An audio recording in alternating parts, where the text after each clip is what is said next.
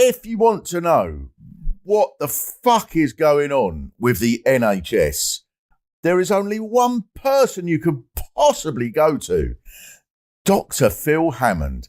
And as luck would have it, here he is. I've already taken up... how are you, Phil? I'm very well, thank you. I thought you were going to introduce Matt Hancock then, the man at the centre of the NHS, but until recently. But he wasn't available. He's moved on to more expensive things. I'm very well, thank you. It's always nice when someone asks how the doctor is, but no, I'm fine. No, good. We want you to be. We want you to be good. I could easily. There's all sorts of things that come. I expect after 6 minutes, this consultation will have ended, and you'll tell me to go out, and you'll have to do another interview because there'll be. It's because in the old days we used to say up in a day. To wind up after 6 minutes, we used to say that's a lot of it about. It's probably a virus, but if you tell people it's probably a virus these days, they shit themselves. So we've lost our best closing sentence. I once did, this is true, when I worked in Birmingham, I was a GP and I was a lecturer in the Department of Primary Care at Birmingham University.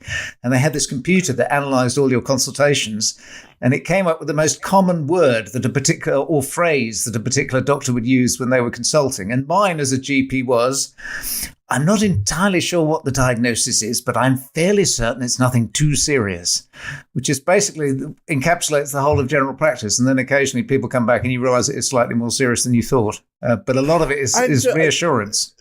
But that is what most people want, isn't it? I know I very rarely go to the doctors, but most of the time I've just come away thinking, they didn't seem that bothered. But they didn't look at it or take the slightest bit of interest in any way of what I had. Yeah, well, you can show me it now if you want to. That bothered. Well, when I trained, we were sort of the keepers of the information. We had all the power. There was no internet. You weren't allowed to read your notes. And so we controlled everything. We could get you in and out the door in 6 minutes. You didn't have a chance to ask questions. Often we didn't tell you the truth. I remember in the 80s when I trained, we often wouldn't tell patients if they had cancer. And we rarely would tell them if they had motor neuron disease or multiple sclerosis. And one of the reasons the NHS is in a mess is that everyone has access to all their information now, and they ask awkward questions, and we've become kinder and we give more information, but it's made it a much longer, harder job to do because we no longer just shut you up and get you out the door in 6 minutes. It's one of the reasons why you didn't tell people that they had something terrible like that is because the 6 minutes would be up and you were just about to tell them and you go, oh, sorry, you'll have to come back again if you want more. We used to call it beneficent paternalism, this idea that doctors were the ones who do control the information, decided what you needed to know. That we had a lot of information in our saddlebags, but we would only give you just about enough as you wanted. If you told someone they had high blood pressure, they'd shit themselves, they were going to have a stroke. They'd never have sex again. They'd never go outdoors. So you told them as little as possible. And it might be worth trying that again. The old style stuff. Hand out placebos and just tell people, it's a lot of it about probably a virus. Have a placebo, bugger off. I hope I'm very lucky myself, really. But just once I went to a doctor. It must be about 20 years ago. I went to the doctor and it panicked me because I had a very low heart rate. I don't know why, but I think it's quite a good thing, isn't it? Yes, unless it's naught. That's quite bad if it goes all the way down there. Yeah, no, it wasn't quite that bad. Okay. But it was, even though one of these, like Bjorn Borg famously had a heart rate of 36 or something. I think mine wasn't much different anyway. Whatever it was, and the doctor was quite worried. I can't remember why I'd gone there. He was quite worried, and he said, "I'm going to book you to see the nurse next door. He's going to take your pulse." And I struggle to do this for reasons you'll become clear. He was Chinese, right? There's no way of doing this, without getting cancelled. So I'm not going to do the voice. But you can imagine in his Chinese accent, he was going, "Where's the pulse? Where's the pulse? Can't find pulse." And I thought I'd lighten it up with a little joke, and I said, I'm a vampire. And so then he looked very worried, and he went over to his computer, and I thought, what's he doing? And he was looking up notes, and he was going, "Don't say vampire. Don't say vampire on notes." And I said, "No, it's a joke. I'm not really a vampire." They do. I mean, you're supposed to log all your previous medical conditions, and clearly, if you were a vampire, that should have been on your medical records. I think that's entirely reasonable behaviour from the doctor.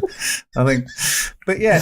But it did worry me because he said, they said there was something seriously wrong or anything. That wasn't in the end. That was 20 years ago. But so that's what's so fascinating about that little 6 minutes. I mean, healthcare is largely relational. It's built on the relationship between your doctor or your nurse or your pharmacist or your receptionist. And that 6 minutes can go in any direction at all. They did a lovely survey where they used simulated patients. So these were actors pretending to have a particular condition. And they went into different doctors at different times with exactly the same set of symptoms and got completely different diagnoses, completely different chats. Then they went into the same doctor on different days of the week and got entirely different consultations, because if it was close to Friday afternoon and people wanted to wind up and go home, they'd shut things down quickly, or sometimes they'd ask you about your angina. None of the doctors went, hang on, you came in the other day, or did the actor's so good? Yeah. Today I played a 16th century pirate.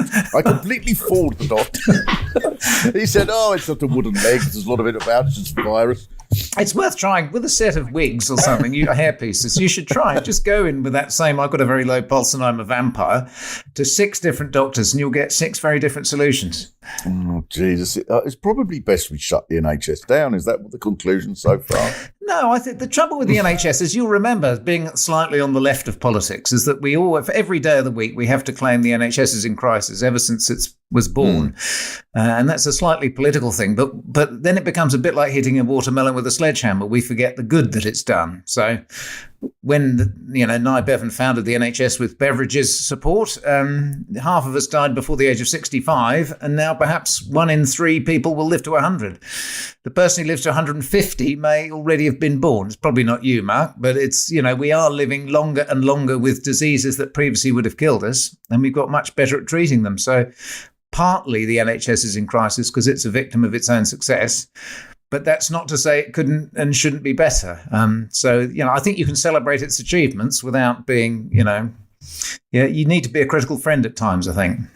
Okay, now that was going to be one of my first questions, really, although I know we've been going quite a while. But so at the moment, there is, the NHS is facing the bleakest winter ever and so on. This is sort of what you hear a great deal of. But for those of us who are of a certain age, we have, I remember going on a demonstration. We had a load of comics went on a demonstration to support the NHS when exactly the same was said. I think it was in 1988.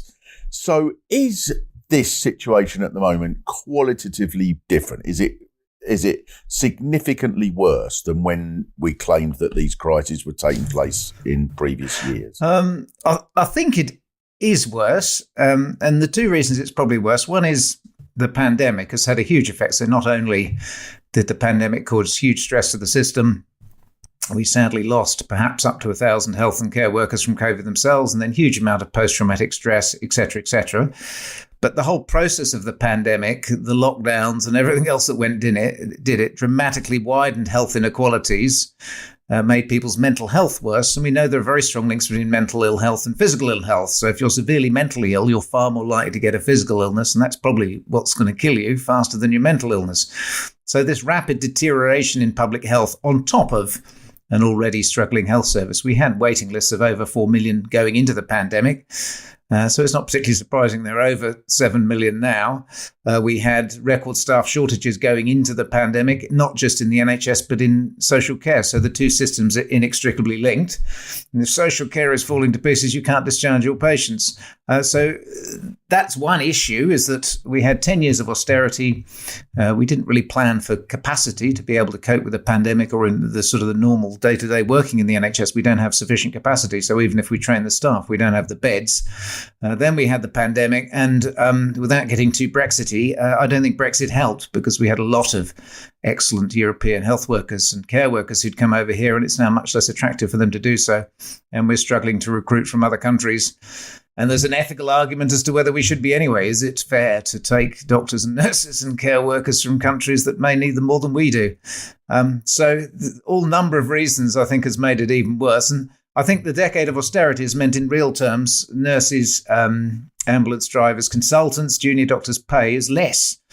in real terms than it was in 2010. So you can understand why, as well as, there's physical trauma of going through a pandemic, they're pissed off that their pay's gone down as well. They've worked as hard as they ever have done for the last 3 and a bit years, and their pay in relative terms has gone down. So you absolutely understand why they're all so angry. Well, the other side of the same question, then, Phil, is that because I certainly don't remember this. That so much, obviously, the NHS has always been enormously popular, and who was it? Was it Blair who said the NHS is the closest we get to a religion? No, it was Nigel Lawson. It was Thatcher's, right? Chancellor.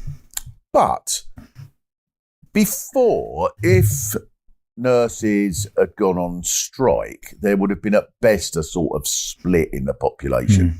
This time, it seems that there's overwhelming support for the nurses and for medical staff. Have I got that right? It seems that it's just overwhelming support. The radio phone-ins, I don't know, just generally listening to people. I think because of the pandemic, a lot of people have had more exposure to the health service than they previously would have done, and they realised how dedicated and extraordinarily hard that they work. I mean, anyone who's seen... and also, of course, we had live feeds from intensive care units and, wonderful care workers, critical care nurses, particularly putting on those PPE things, having them on for 12 hours, stuck in these suits and just delivering the most compassionate care. So I think there's no doubt in the public mind about how hard these people work and how vital they are. And whether we had strikes or not, the bottom line is that if you can't make the working conditions and salary attractive for people, you're not going to have sufficient. And that's the issue. People are walking away because they can find the equivalent amount of money or perhaps even more in a job that's less stressful, that allows them a family life. And I think there's something's changed in my lifetime where health jobs were definitely seen as a vocation. When I was a junior doctor, it was seen as a privilege. You would work 120 hours some weeks. We were paid a third of our normal rate for overtime. So it was cheaper to make one doctor work 120 hours than employ 3 doctors to work 40 hours a week. I mean, that's changed a bit. Is that how it worked? Hang on, I just want to... So that's amazing. Yeah. So you would... Because, I'm old enough to remember the way that sort of manual work would... Oh, yeah, you get double pay and all that. Sunday, you get treble pay. I was a milkman, treble pay on Sunday. But you got 1/3 of the normal rate. The difficulty was back then is, when I trained, it was not largely, but there was a strong public school impetus in medicine. There was hearty boys and a few girls, et cetera, et cetera. And so it was quite hard to feel sorry for doctors in the sense that most of us came from quite privileged middle-class backgrounds and went on to earn reasonable amounts of money in jobs with satisfaction and respect. So it was quite hard to go out on the picket. And they always looked a bit naff, junior doctors on the picket line. What do we want? We're not sure. When do we want it? Whenever you tell us.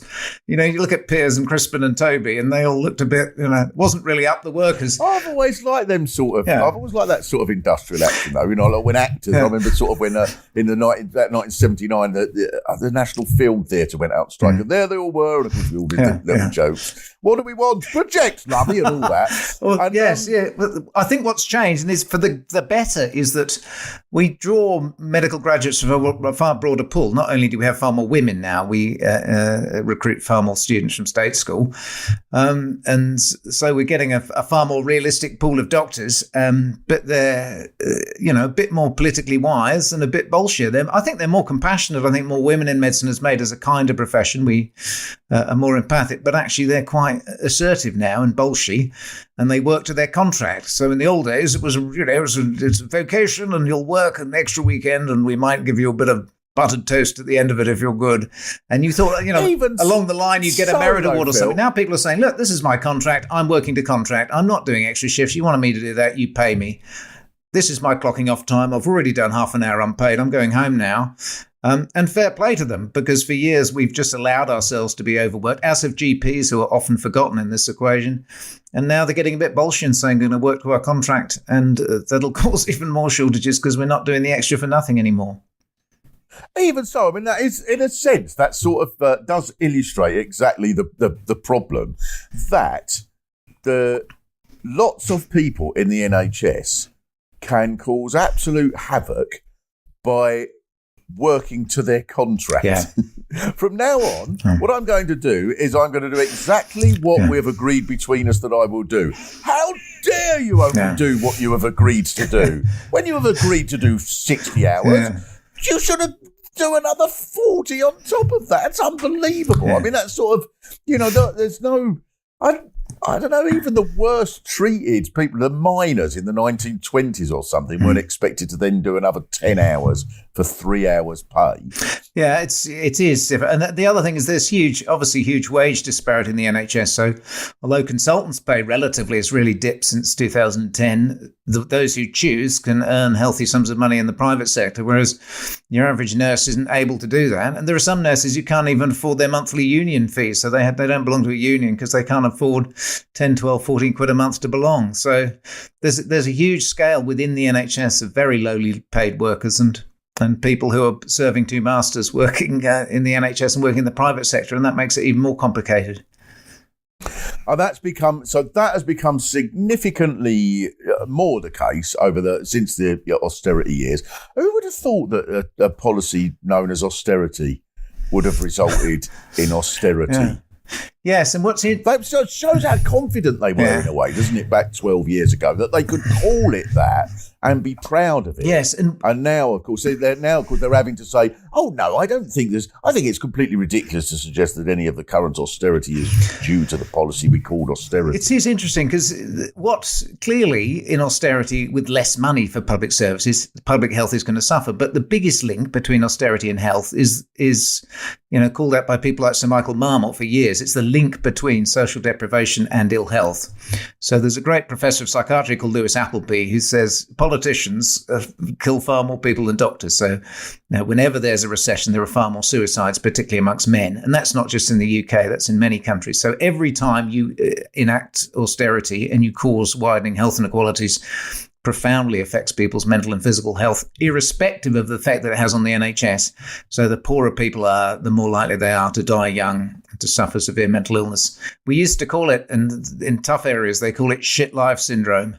And people, if you've got no job, no house, no garden, no self-esteem, no reason to live, you're not going to pop down to Tesco's for a punnet of sun-dried tomatoes, and you're not going to be doing your health screening because life is awful. And that's...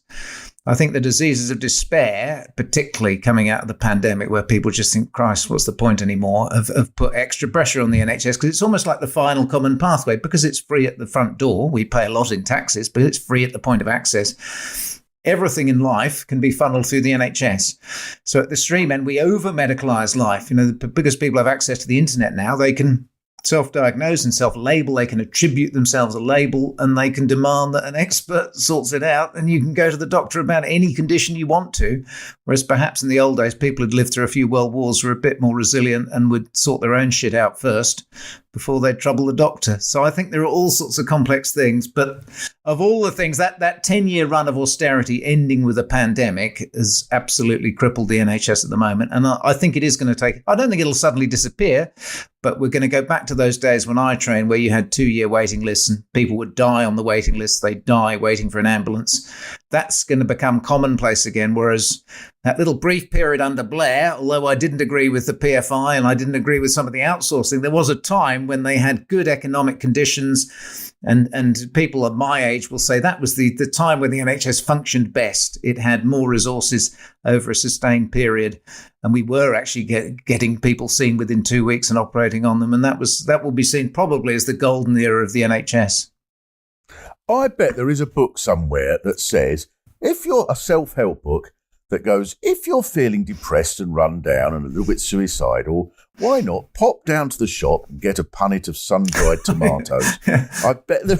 Well, of course, in the other day, the other thing that we've lost is because we are so socially isolated. In the old days, you'd go and see your granny or you'd chat to your mum. Your mum or your granny was this font of wisdom who'd done everything from prolapses to midlife blues to sexual assault, whatever. She had the answer to everything because she'd been through it. But now families are splintered. People live on their own.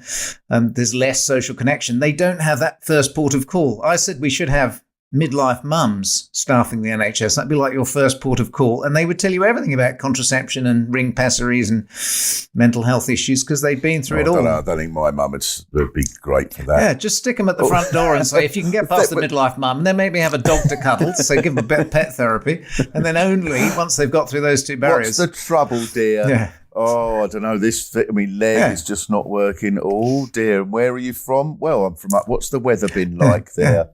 That'd be my mum. That'd be my. I went to see the doctor. I think I've got motor neurone disease. She asked me what the weather was like. Yeah, well. So, in fact, this does lead to a question. We will come all the way back to that, I promise. Okay. But so your career is one that I think is it's significant, not just in terms of health, but also in terms of comedy, because. Up until when did you start doing 1990? I can remember seeing you and probably Jeremy Hardy at the Watershed in Bristol in the days when you were doing Kinnock impersonate, and really liking the fact that people could make politics funny. So I was sort of inspired, and I did my first gig as an open mic slot to Arnold Brown at the Watershed in 1989. And I remember him walking on stage, and there was huge applause. He said, "Not too much applause. That's how fascism started." And it was just such a good opening line. But he was really kind to me after that. And I was just telling, what's it like being a junior doctor? And he said, if that was really because I'd done awful medical reviews like Back Passage to India and all that stuff. But that was my first public gig, and he was really kind and supportive. And then Tony, my comedy partner, Tony and I were house officers together, Tony Gardner, and we formed Struck Off and Die and went to Edinburgh in 1990. So that was our first Fringe. But that was a big hit straight away, wasn't it? It was. I think it's because we were actually junior doctors, so we weren't medical students anymore, and we were telling really quite dark stories about killing patients when we were tired and burning the notes and burying the x-rays and laughing it off in the mess. And the BBC, bless them, came to record it. And some idiot didn't listen to it. It was going out at midnight in the Celtic Lodge, in a Masonic lodge in Edinburgh. And for some reason, they put it out on Pick of the Fringe after the Archers. Got record numbers of complaints to the Broadcasting Standards Council, whose chair then was Jacob Rees-Mogg's father, William, who judged it inappropriate material for a comedy show. Fantastic. And the great thing is, back in the day, Radio 4 loved it. They loved causing a bit of controversy and gave us a series. And because they gave us a series, we were invited to the BBC Light Entertainment Christmas party. You've probably been to that in the old Paris studio. Yeah. And I met Ian Hislop and followed him into the toilet and said, "Can I have a column in Private Eye?" And he said, "Do you mind not standing so close to me?" But I left the toilet he's a public school boy, exactly. Isn't he? Yeah, he was okay. He's used to being followed into public toilets. So it's that sort of combination of Struck Off and Die, the comedy, and then writing for Private Eye, which I've done since 1992. So over 30 years now. So it's those sort of two strands. But unlike a lot of comedy doctors give up the day job, they realise you can earn a lot more money taking the piss out of the NHS than you can working in it. So a lot of the, Graham Garden, Graham Chapman, Jonathan Miller, Adam Kay, Harry Hill, whatever. A lot of doctors don't do the day job, but I carried on doing both because I enjoy them. I've always enjoyed doing all of them part-time. So 30 odd years I've juggled medicine and comedy and broadcasting and doctoring. So you're still what in terms I've just of health? retired. I retired at 60. So the last 11 years I was working in paediatric chronic fatigue, MECFS, in Bath at the Royal United Hospital, and I retired earlier this year at 60. Although they have asked me back, I can't decide at the moment whether to go back or not. I wanted to do it. Sorry, no, but I'll come back to that in a second. But I just sort of think it's such a sort of sign of how comedy changed in a way, because back in the days before the sort of mid-'80s when it all changed, and comedy was just for the most part, was just about telling jokes. Yeah. It had to change for that to be possible, didn't it? It had to be sort of people talking about their experiences, or people, talking about their lives and so on in one way, maybe in a sort of slightly deferred way, like Alexei Sayle sort of doing his, almost playing a character and so on. But it was people not just standing there and telling old jokes. And in a way, that's the sort of thing that was made possible for that then, was somebody doing comedy by telling a series of stories, true stories, about the chaos of working in the health service. And it was just hugely popular. for everyone except the Rees-Mogg family. Yeah, it's interesting, isn't it? Because I remember it's because you don't have any training, do you, in comedy? And other than doing awful medical reviews with very sycophantic student audiences, it changed me as a person and a doctor, starting to do stand-up in front of the public. So traditionally, medical reviews had won the worst show at Edinburgh Award, the Snakebite Award, they used to call it. That's right. Yes, I remember that. And there is Malcolm Hardy would sort of be. Malcolm Hardy would sometimes book the worst act, usually a Cambridge Footlights act, and he would book it to go down at Up the Creek or at the Tunnel Club, which was the most notoriously all these Millwall fans and these sort of Cambridge Footlights people, bless them, they sort of go, "Oh, it's wonderful, we've been booked to do this comedy show," and they would just be, and he'd introduce, "Fucking Cambridge, fucking push, fucking twat," and they just come on, "Hello," and they'd start to do their sketch. "Hello, I'm Socrates, and I'm Plato, and we're going to enact some of the dialogue that took place." "Fuck off, you fucking posh fucking bottles everywhere," and that would be that would entertain Malcolm. He was. There was a great thing about his scrotum. When he would do his Charles de Gaulle impersonation, putting his spectacles on top of his scrotum, and the Guardian reviewer in the front row saying the testicles not so much appeared as abseiled down. And he was. My son, I remember, my son, so I told my son who's Elliot, who's now of this podcast, and he's a stand-up himself, and luckily has just popped out. If he was in the room, I'd struggle to tell this. I told him this when he was about 8, and he just about Malcolm and his scrotum and his Charles de Gaulle impression, and I don't know, wouldn't he sing the Marseillaise? Yeah. With the glasses around, And I told Elliot, just thought this was so funny. And the following night, I sort of put him to bed. He must have been about 7.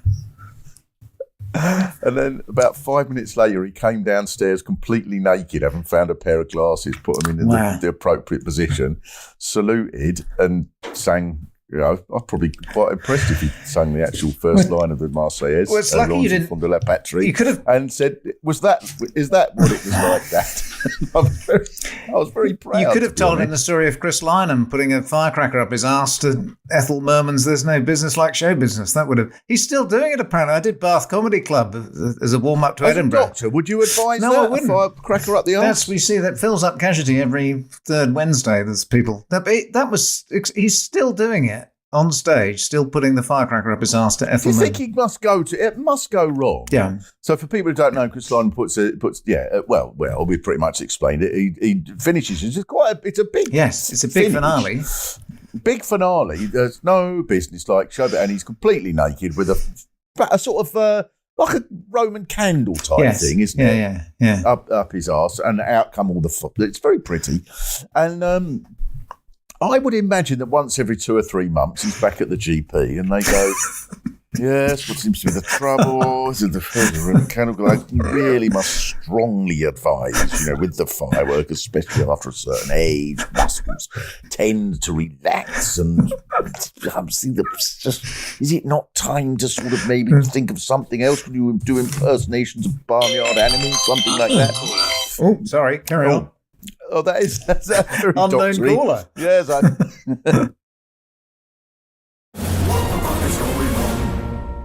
we were now in a different comedy world. We were in a world that on the one hand had Malcolm Hardy's genitalia, and on the other hand had people being able to talk about their lives and so on in a real way. Because no one thought that anything a comic said was true. I mean, the first few years, if I got up and said something, people would think, "Oh, I didn't realise that was true, that story you were telling." But now we're in a world where that did become the case. And so you then have an authority, don't you? Because when you can stand up and tell your stories, "I'm a doctor," everybody, that's funny. The things you were saying were funny because they knew they were true. Yeah, but I remember having a discussion with Miles Kington, bless him, there was a musical troupe called Instant Sunshine, and Miles was the non-medical one, and his wife Caroline directed us at Edinburgh, and we were having this discussion about, clearly as a doctor, you have a chance to abuse your position. So, I can remember you when you were talking about the story about your dad, etc. And you said on stage, you just think I'm making all this bollocks up, aren't you? And Oh, right. and the trouble is, sometimes you do, and then sometimes you go, as all comics do, you go a bit like an oyster, and then you have this grain of truth, and you think, I can polish that and make that a bit more funny if I tell it in a slightly disingenuous way, and that's fine. That it's the one. It's interesting in medicine where you're supposed to tell a version of the truth at all times. Comedians, you sort of accept a degree of lies for laughs because the bottom line is you've got to make people laugh. So there were occasions, and obviously to protect confidentiality, often I would attribute a story that happened to someone else to me and then swap my story for somebody else's to protect confidentiality. But yeah, I worried a bit about that, and I thought, well, fuck it, in the end, as long as people are laughing, it doesn't really matter. So there are a few lies for laughs in there along the way. Well, I think this is where I think that the world of comedy and world of medicine are very close. And I get very fast. There's not a week goes by without some article, some furore somewhere, if it's Jerry Sadovich or whatever. And how dare you even try to make jokes about this subject because it's serious. And the two things I always think about that, you wouldn't say that about any other art form. You wouldn't say, how dare someone write a song about something as tragic as imagine folk singers in the 1880s. How dare you write a song about something as tragic as a boat turning upside down and the fishermen all being drowned? Well, that's the old fucking genre bollocks, isn't it? But it's not just that. It's the assumption that if you make a joke about something, then you are making light of it and you're actually disrespecting it. Whereas, of course, we know, if you do comedy, that you do jokes about things because you do care about them. And one of the arguments I always make is, I don't know, paramedics tell the darkest jokes about the things they see, not because they don't care, but because they do care. And that must be sort of, very much the world of which you're a part, I guess. Yeah, it is interesting. Whenever not just medical audiences, I ask people, do you think it's possible to be a compassionate doctor, nurse, paramedic and have a really black sense of humour? And most people will say, yes, we think it's essential. But I think there is an element where, when you're a comedian, particularly when you're younger, you've got this exhibitionist desire to shock because you want to be noticed. So you'll tell the most outrageous story. We told the story that I wouldn't tell now in 1990 about a dead baby's head falling off that was true at the very end of our Edinburgh show. And that's the one that caused so much upset. And I think about it now, and it's hard, isn't it? Because you wear this other role as a doctor. I'm not Jimmy Carr. I'm not Frankie Boyle. I can't just go off on one and say extremely cruel stuff and not expect there to be a combat. And I think over the years I have self-censored more because I also exist as a public figure and a doctor, and I've probably become a bit more compassionate as I've got older. It's interesting that the medicine when I trained was quite cruel because patients couldn't read their notes. We would write disparaging things in the notes, like T.F. Bundy, totally fucked, but unfortunately not dead yet. There was pumpkin positive. We wrote that in the notes. Pumpkin positive means we shined a pen torch in your mouth and your whole head lit up. When I worked at St Thomas's, there was a consultant who was really threatened by usually women who opted for complementary therapies, and he used to describe them as grollies.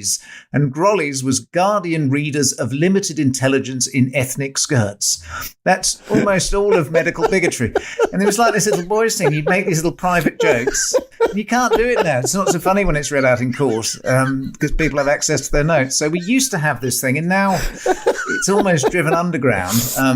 Adam Kay has been able to bring it out again because, of course, he stopped doing medicine. So this is going to hurt, and his diaries, etc., enormously popular. But had he still been practicing, he might have struggled to be so black and bleak and funny. And the new crop of comedians coming in now who are still doctors are much more watered down compared to the traditional old crueler humour. So I think it exists, but I think it's slightly more hidden away than it was in the old days. Yes, yeah. No, I can imagine. Do you think it's a very British thing? Do you think that people in sort of other countries have the same sort of attitude towards the same sort of jokes and so on? You think in other countries, or think they just laughing at the most inappropriate time. There's something, isn't there, about it's like farting in church, isn't it? There's something. I remember during my medical finals, a woman with multiple sclerosis, which isn't much to laugh at, But they get a bit euphoric, often on steroids. So she was a little bit giggly, and I had to, with a wisp of cotton wool, I had to check her sensation.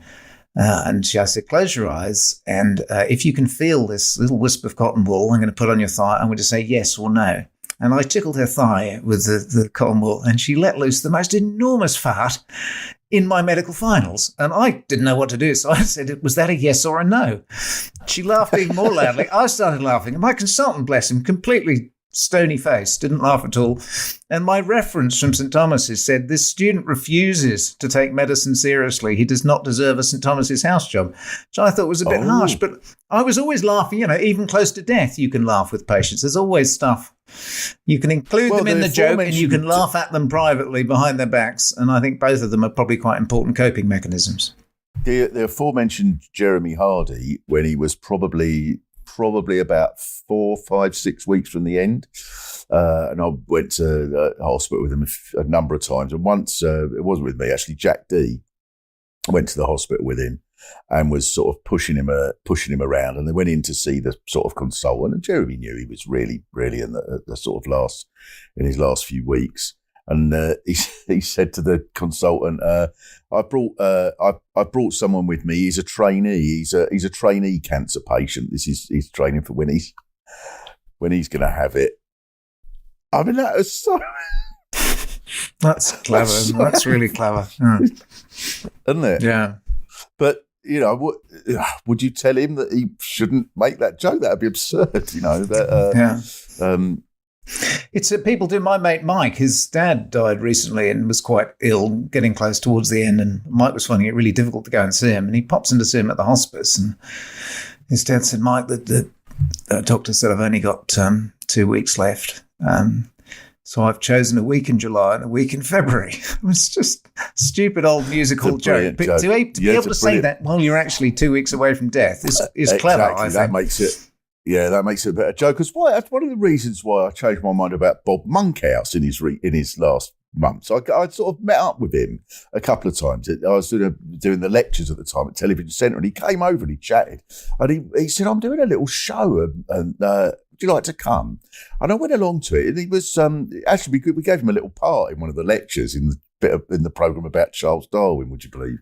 And so he knew he was very. An old joke, I'm sure, but he said, "I'm sure you'll have heard it a million times." But I went to the doctors, and he said it's not good. And I said, "How long have I got?" And the doctor said 10. And I said, 10 what? And he went 9. And yeah. Again, it's an old joke. Yeah. But there's something about someone who's really ill saying that is quite magnificent. Why is that important? Coming back to our original theme of fixing the NHS, my Auntie Queenie used to go. She was lovely. She said, "All this wise Australian woman." She's going to go, "Flop! The moment your sperm meets your egg, you join the queue for death."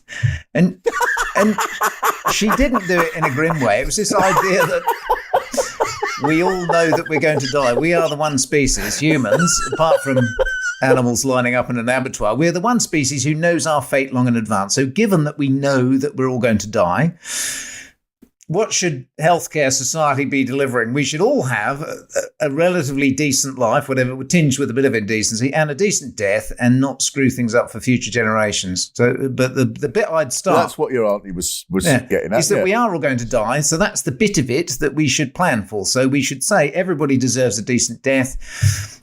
We don't have enough hospice beds. Loads of people in the pandemic died without any palliative care at home. They died on their own very quickly, shitting the bed, who knows what. We should absolutely invest in giving people a decent send-off. I personally want to try all the illegal drugs you're not supposed to take. I don't just want my diamorphine. I want psilocybin, hallucinogenic mushrooms, the whole bloody lot when I'm dying. So you might as well have a big woof. But we should all be planning in advance as to what sort of death we want. Not all at once, though. They cancel each other. I don't know. But it's just the time to try it, isn't it? But you'd think that's the one thing that we know. And one of the big stresses during the pandemic is loads of people suddenly got ill, and they, in their 70s, 80s, whatever, they came into emergency departments. They hadn't made any future death wishes. They weren't allowed to bring their relatives with us, so the poor nurses in the full-on PPE have to phone up the relatives on an iPad and say, "Would your Uncle Malcolm like to be resuscitated in these circumstances?" We need to think about death and plan about that. And one of the issues health services are under strain is that people live a very long time. They don't think about their death. We're not a country yet that's moved towards any form of physician-assisted dying. And so people cling on till the bitter end and often have quite difficult and unpleasant and expensive deaths.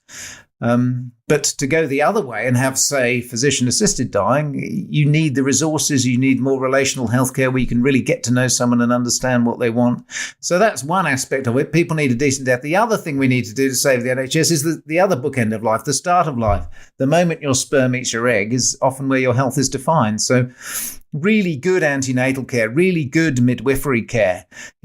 Getting born is about the most dangerous thing we do, and yet we don't properly staff our midwifery units. We've had so many NHS scandals where babies have harmed and mothers have died because we didn't have sufficient, care on duty. So at least get the bookends of life, give kids a sure start in life, and sort their death out. So that's still, you think that is still not? Is that because of funding? It's partly, or is that it's always been the case. And Jeremy Hunt sort of half got it right in his battle with junior doctors, is that your risk of getting bad treatment or dying or whatever is higher at certain times, at weekends and on bank holidays and things. And the same goes with having a baby. There are fewer staff on duty.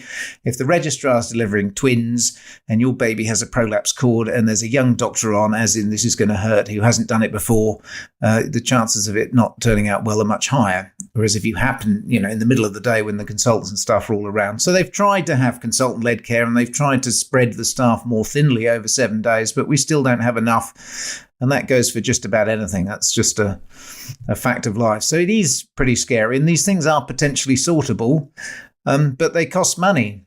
And we haven't really, over the last 12 years, had someone to say, look, this is, you can have really good healthcare. We won't get it right every time, but if you want sort of a 7-day healthcare where your chances of survival of a stroke or a heart attack or a difficult birth are the same across 7 days, this is what it's going to cost you in terms of the beds and resources we need and the staff we need. And I haven't known that political conversation happen for a while. It certainly didn't happen during Brexit because that's all we talked about. I tried to stand against Rees-Mogg in the last election, who's my MP, or wasn't until I moved a few days ago. And nobody wanted to talk about health and healthcare. They just wanted to talk about Brexit at the last election. So we've had a whole 10 years of not investing in capacity, not investing in beds, and suddenly we throw money at it. So if you look at the graph now, the UK isn't a significant outlier in terms of what we spend in Europe. The difference is over 15, 20, 30 years, we haven't invested year on year in beds and capacity. And that's why Blair and Brown decided that they had to use the private and the independent sector because they didn't have the NHS capacity. Of course, that falls down because it's NHS consultants who are working in both the private and the NHS hospitals. So if they're working on one site, they can't work on the other. But they did fund it more in the early years. I'm not a fan of Blair particularly, but in terms of health spending, then it did, and it made a huge difference. And quality and safety improved. But they did things that they didn't need to do, like the Private Finance Initiative (PFI), otherwise known as Pay for It Indefinitely. They had a time where interest rates were historically quite low, and we could have bought the hospitals up front in the same way that we suddenly magicked 400 billion to spend on the pandemic. We could have bought these hospitals up front rather than saddle them with outrageous mortgage repayments, which meant that they had to cut services later on. So they built some nice new facilities, but they could have funded it in a different way. And it's strange, that's because they were so committed to we must involve private finance, even though their whole thing was we're not going to be beholden to ideology, but they were as beholden to it as the most sort of fervent support of the Soviet Union. Well, they said, I can remember Harriet Harman saying that PFI was equivalent to privatisation and we'd never do it. And then as soon as they got into power, they did. I mean, part of it also was Gordon Brown wanted to keep it off the books. It's the traditional problem in the NHS is you've always put your spending off or the people repaying the debt for another year for the longer term. So he didn't want it to appear on the balance sheet. But so I'm not, Labour clearly weren't perfect. And the trouble with the private sector, as always happens, is that the private sector would say, well, if you want us to be involved in healthcare, you've got to give us really good contracts and we're going to cherry pick the easy work and you're going to have to pay us whether we do the work or not. And we didn't really have that hard-nosed negotiators. They just said, oh, yes, you do that then. So there were lots of contracts where people... Will you pay us whether we do the work or not? Yeah, and that's recently happened during the pandemic. So ones like that. I'm going to come and do Nottingham Playhouse. This is what I want for it. And if I don't turn up, I'll still get paid. Do we have PFI in comedy? But I mean, look I at wouldn't what do that, we've just 'cause I like done. the good people in Nottingham. Look at what we just done in the pandemic. We built all these Nightingale hospitals, which sounded fantastic at huge expense, but didn't have the staff because all the staff were on NHS intensive care units, so they were barely used. We paid private hospitals a fortune to take up the backlog of work, hoping that they would do non-COVID operations, and they did virtually nothing, partly because all the consultants were tied up in the NHS. So time and time again, we throw all this money at the private sector and get nothing in return, and then all the dodgy deals for PPE, the deals for test and trace, the VIP Tory fast lane, that's where most of the fraud occurred. I mean, a vast sum of money has been wasted because we were absolutely desperate to chuck money at our mates in the private sector, thinking that they could deliver. And we could have used, there was Paul Nurse, who's a Nobel Prize winner, said very early on, he runs the Francis Crick Lab in London, and said very early on, we can do testing. The only way to get hold of this pandemic was to test early before it took off. And we can use all these little NHS university labs like a flotilla in Dunkirk, and we can actually get the testing up and running early. And the government refused. Matt Hancock refused. Public Health England refused. They said, no, we want these big private lighthouse laboratories to do it all. And that's something the Public Inquirer will look at. But, we could have, instead of Dido Harding's test and trace for however many billion we spent, we could have invested in public health services and frontline NHS to do that.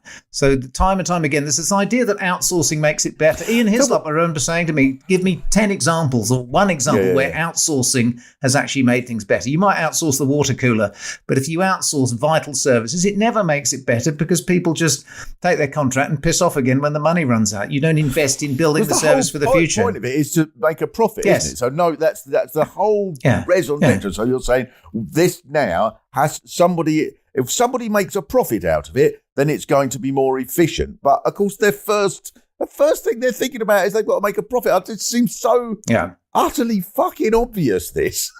That if you source it out, especially if the person you source it out to, you're sourcing it out to them because they were the landlord of your fucking pub, who you've never met, and who you've never met, and then at the end of it, you go, never mind, I'm going on. I'm a fucking celebrity. Get me fucking out of here. Yes. Anyway, I can see that you're going to have a heart attack. I'm worried about your pulse being too high now, Mark. So it's gone from one to the other.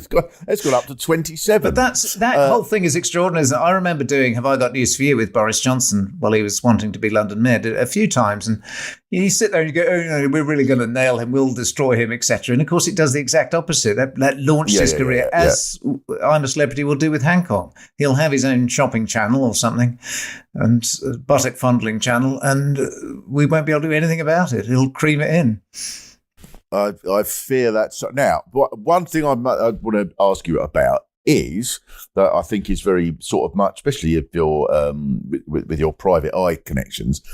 So the sort of role of like the whistleblowers, I think you referred to them earlier on.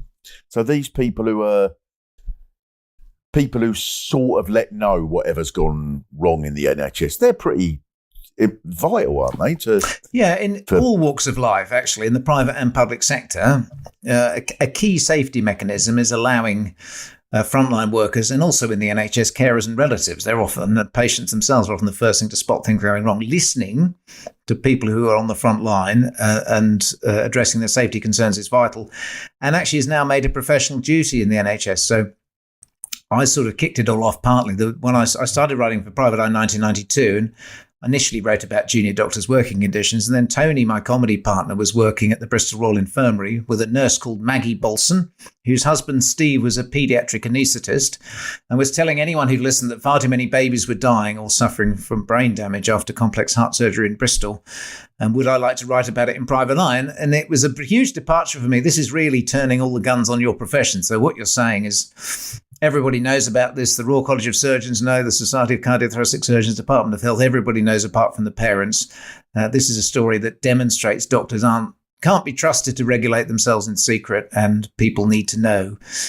So, of course, I write about this. I've got no journalistic training, and I'm thinking, this brave whistleblower's given me this information. But writing it under a pseudonym in Private Eye, my pseudonym is MD, meant that they could just ignore it. So I wrote about it 5 times and they did nothing. And it was only when Steve went public as a whistleblower 3 years later, suddenly he became the most hated cardiac anaesthetist in Europe. He had to go to Australia to get a job because people just didn't like. And they were saying, well, look, the NHS is underfunded. These kids are really sick anyway. Some of them will die. And they came up with all sorts of lame excuses. Whereas Steve, laser sharp, was saying, look, in other units, comparable units, they get much better results. There's something wrong in Bristol that needs fixing. So he kicked it all off. I gave evidence to the inquiry. There are 198 recommendations to make the NHS safer. So NICE, the National Institute for Health and Care Excellence, the Care Quality Commission, all this stuff came out of Bristol. But it didn't seem to change much, partly because we almost swung the other way. We got over technical and doctors suddenly had to do loads of administration and mandatory training that took them away from the front line. So some of it was counterproductive. But then on top of that, we then had shipmen and then we had mid-staffs. And again, people tried to blow the whistle, a huge scandal in basically mainly care of the elderly in mid-Staffordshire. And time again, the people who blow the whistle are the ones who suffer. They're the ones who generally have to lose their jobs. Was that true with shipmen then? There was people sort of There was a GP who noticed. So basically, when somebody dies in general practice and they're having a cremation, you have to get a doctor from another practice to sign the different part of the form. We used to call it the ash cash, which is rather vulgar because you get paid for it. So there used to be a temptation to encourage people to have cremations rather than natural burials because the doctor gets 30 quid ash cash, 30 quid, 28 pounds. Well, that's what it was back in the day. It's probably more now. Anyway, he was noticing in his 5-partner practice that Harold Shipman had more deaths and requests for cremations than his 5 partners put together. So he thought that something odd was going on. And then I think somebody working with a funeral director, something on a youth opportunity scheme, most people, when they die, they put up a bit of a fight, they thresh about a bit, they might pee themselves or poo themselves or whatever. She'd noticed that some of Harold Shipman's victims were sitting there with a cup of tea, almost a smile on their face, because he'd come in and give them a huge shot of diamorphine and they died mercifully quickly, but it was clearly murder. So there were lots of little things. And had we had comparative death rates then and we'd looked at them, we would have picked up Shipman earlier. So there were lots of data clues. There's David Spiegelhalter, who's the brain box statistician who pronounces on all sorts of things. He was the statistician on the Bristol inquiry. I think he helped with Shipman and in the pandemic. Often the data will blow a whistle. You'll see a very obvious outlier for deaths or something that you can pick up. But traditionally we go, oh God, the NHS is under pressure anyway. We don't have enough staff. There's no point blowing the whistle because we can't do anything about it. Shit happens. We'll just move on. So moving from that culture to a culture where you value safety and I always argued, I used to chair. Shipman. Yeah, sorry. I used to chair the NICE conferences, National Institute for Clinical Excellence. And they do and they produce these guidelines and say this is the excellent care that you should always get when you use the NHS. And I said, as alongside NICE, you said you need NIGE, which is the National Institute for Good Enough. So this is the care that's above a minimum standard that you should deliver when you're 3 members of staff down and your casualties overloaded, etc., etc. So you can't always be clinical excellent, but you always need to be good enough. Yes, if Shipman had sort of waited a few years, the culture would have changed, and instead of killing himself, he'd have found that once he was released, he'd have been able to go on a reality television show. Exactly, yeah. And he'd have probably done, I'll tell you what, whatever he's done in the past, credit where it's due. He's done all the trials, he's come back with 7 stars. I think if you can eat a sheep's vagina, you should be excused anything. It is a bizarre old thing, but very clever and very cynical, the way that ITV have allowed him to wash his reputation. I mean, it's exactly. Had a lot of thought gone into that. Yeah, no, there's a lot of people opposed to it, but when he was out there with someone from Holby City, in the final. One last thing. Well, 2 last things. One, I've been doing a bit in my show about this. I've got this sort of I think this might be a bit sort of against what we've been talking about, but there's a phrase in the English language that drives me mad, which is like, oh, you can't be too careful, because I think it's something my mum would always have said. And I've mentioned in particular these articles that will say, well, if you want to get rid of some of the weight, maybe you've still got some extra pounds that you put on during the pandemic, then maybe take up a bit of sport, something like that. But always consult your doctor first. And I always go, imagine doing that. Imagine going to the doctors. Yes, come in. Yes, what seems to be the trouble? There's no trouble, doctor. It's just that I've booked up to play badminton on Tuesday, and I just thought I ought to imagine. Go, get the fuck out. I've got people out there who've had a shit for a month. Fuck off. I think that's fair. I'm not sure I would be quite so strident. But the other reason that the NHS is under so much pressure, we have as a society become very risk averse. In the old days, we'd sort our own shit out. We'd accept responsibility for risks. Kids would climb trees and fall out of them, etc., etc.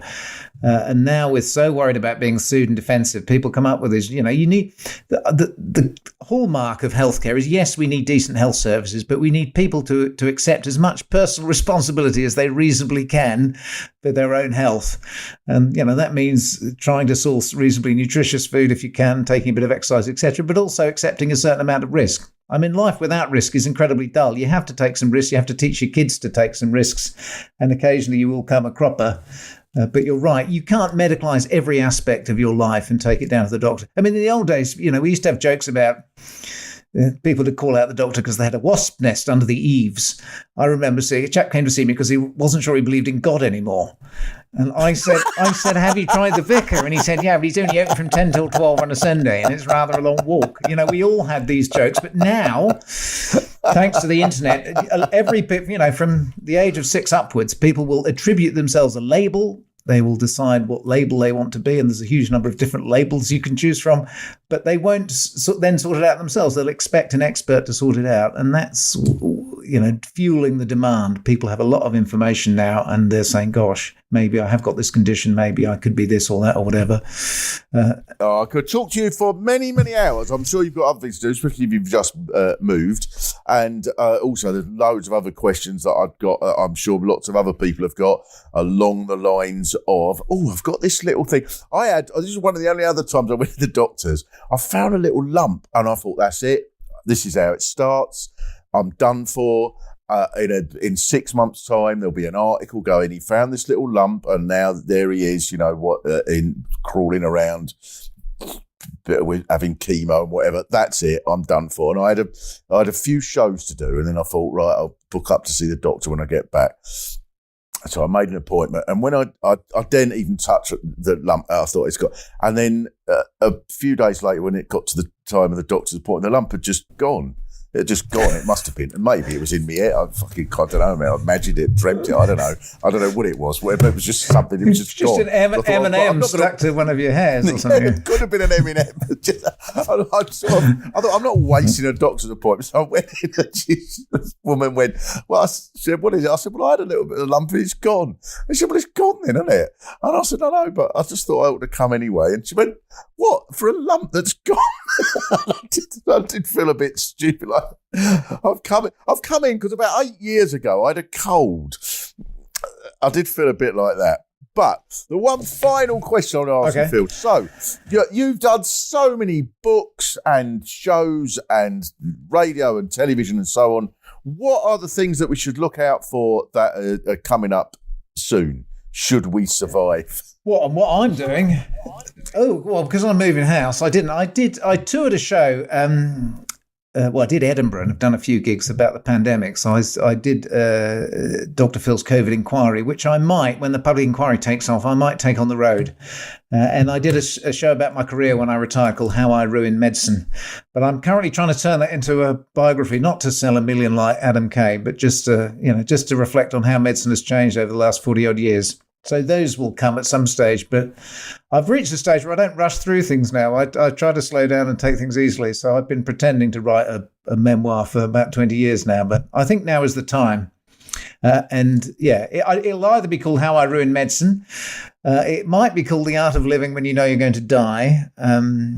Or it might be called A Slow Descent into Kindness. The one thing I've noticed over the years is I was really quite harsh and aggressive when I was younger, and I've actually become a bit kinder when I'm older. And the thought I will leave you, and I had a lovely old Yorkshire GP who was my trainer. He was a bloke called Brian, and he retired after 40 years as a GP, just after he'd had me as his trainee, so it could have been cause and effect. But I said, sum up your 40 years as a GP, and he went, saved 2, killed 1. No, actually, it was the other way around. And that was the old style when medicine was therapeutic gossip and people popped in. And he used to go, life is a pool of shit, and our job is to direct people to the shallow end. And whenever I'd make a mistake, he'd put his arm around my shoulder and go, don't worry, Phil, the medical degree is no substitute for clairvoyance. But his favourite phrase, he always used to say, do you know what the most powerful drug in the world is? And I would always say methotrexate just to amuse him. And he'd go, it's kindness. It works for everyone. Very hard to get the dose wrong, free at the point of delivery. And that is actually true. If you think about what screws up people's health in the long term, it's cruelty. So if you're cruel to your kids at a very early age, often they never recover. They have appalling physical and mental health for their lifetime if you're cruel to them. And that goes now. So that's my issue, really, is that I am politically engaged, but I don't like cruelty. I hate the partisan cruelty of politics. And I'm becoming a bit soft and soppy as I get older. No, not at all, because I think the two things manage to magically combine when we have an ex-health secretary who's the cruelest fuckwit fucking of the lot. Well, lacking in insight. It's so spectacularly lacking in insight. It's almost diagnosable. It's just extraordinary. But, you either get angry or you go and hug your dog. So I'm trying the dog hugging at the moment. That's the one. Thank you very much, You're welcome. Dr. Phil Hammond. And I hope that lump clears up, that lump that went. I hope it doesn't come back. Almost certainly was an M&M. That's what I'm saying. It was about 20 years ago. Well, if it's still not there, I think you're probably okay now. I don't know.